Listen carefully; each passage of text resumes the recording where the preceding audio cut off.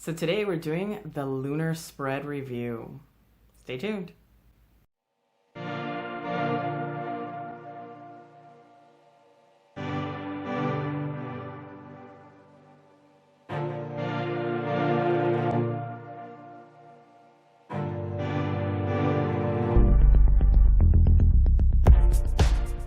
Hello, my little wonderbugs. So today we're going to be doing the lunar spread review.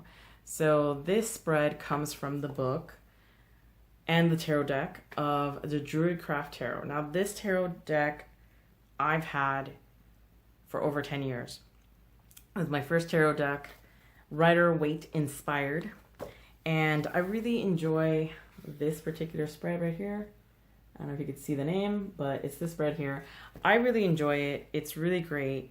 It's good for ideas and how to manifest those ideas.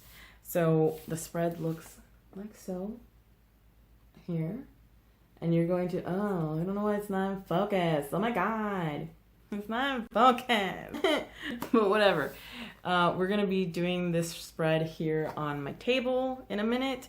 And we're going to talk about what each card means and how it works and my opinion afterwards. We're going to do this as ASMR, or maybe not. Your choice. All right, so get back to the reality. So this is the lunar spread that we're going to be doing. You guys can actually pause right there and see what it says, which I'm not going to go into because it's going to take long. That's how it's supposed to look like, and these are what the sets of cards are supposed to be. So the first card placement.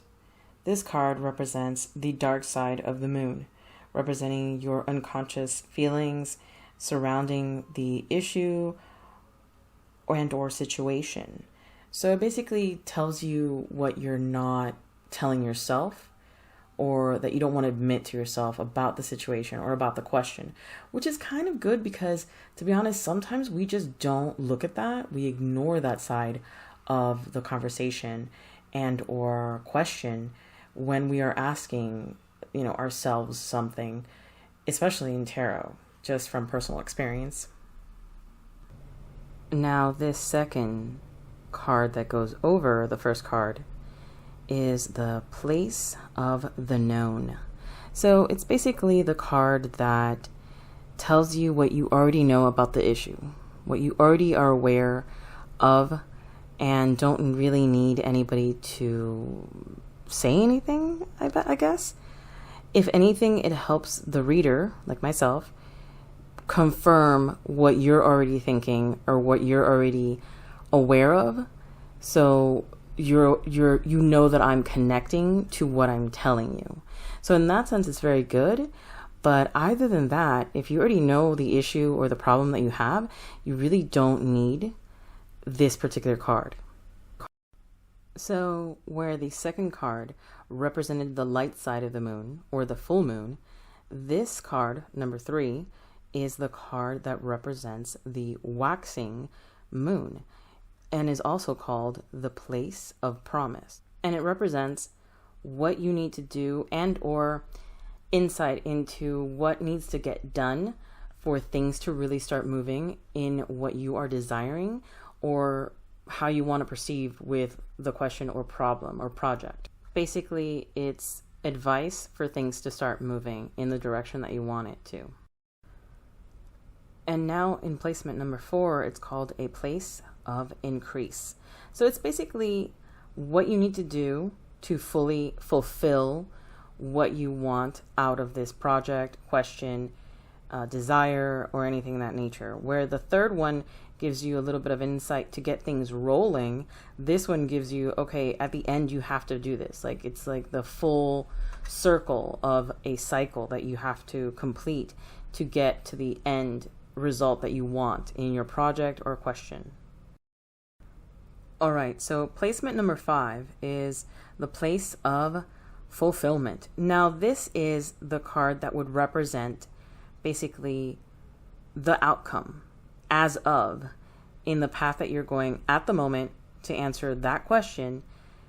Number 5 would be the card that says, or the placement that would say what would be the outcome as of. Not, this is before you take the advice of card 3 or card 4.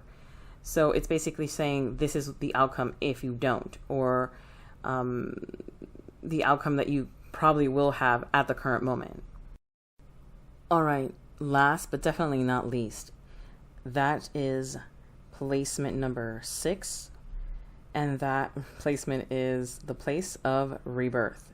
Now, this is the card that, or the placement of the card, that would be the representation of what you have to release, what you have to let go of, or what you need to have change in your life altogether for this idea to really not blossom, but to continue working in your favor. It's sort of like the aftermath of either getting or not getting what you want, or the finished product of your issue, problem, project, whatever that may be.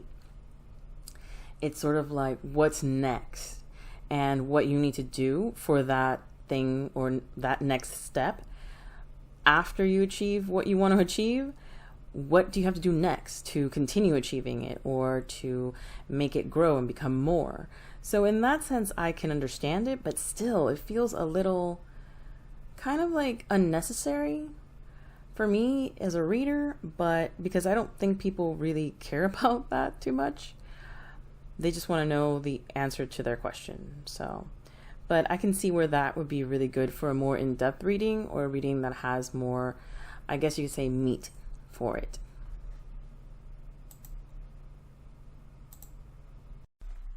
Now, to finish my conclusion of this particular spread, I think it's a great spread if you have a question that is like an idea, a project. So for instance, when it comes to love and romance, which is a very common reading for most tarot card readers, this would be a great spread if somebody asks, should I date someone, or should I pursue someone that I'm interested in?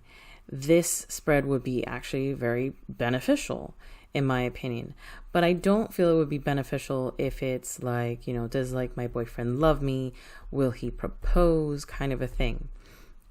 It's good only if the person who is asking the question, if it's their project or their adventure, not necessarily how other people feel around them.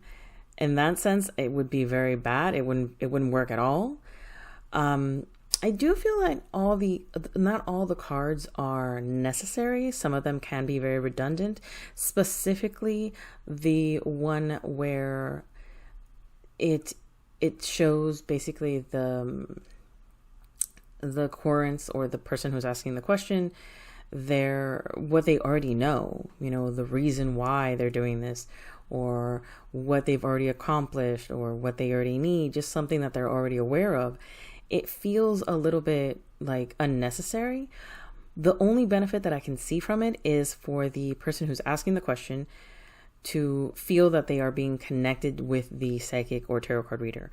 Because at that point, if you say, oh, I have this card here, it represents this is what you already know, then that querent, or that person who is asking, the client, can realize, okay, this psychic knows what they're talking about because I already know this to be true, so they are connecting to me. So in that sense, I can understand it, but other than that, it's kind of pointless, in my opinion.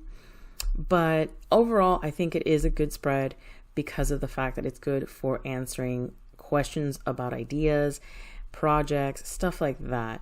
Not necessarily trying to find out how other people feel about you, or how other people, or what other people are going to do to you, or anything in that nature. It's more like, should I date this person? Should I get this job? Should I start a new diet, or something in that nature? It's for like not major life changes, but for changes that you want to make, and how the process will go, and the outcome and whatnot. So in that sense, I think it's a very good spread for overall. All right, my little Wonderbugs. So that is the video for today. I hope that you enjoyed it and that you got some insight on this spread. And if you have a spread that you want me to do a review on, and you want to, get a review on it, let me know. Put it down in the comment section. Other than that, don't forget to like, share, subscribe here on my channel and get notifications, because if you do, you know when you get to see this beautiful face. Other than that, guys, much love and blessings.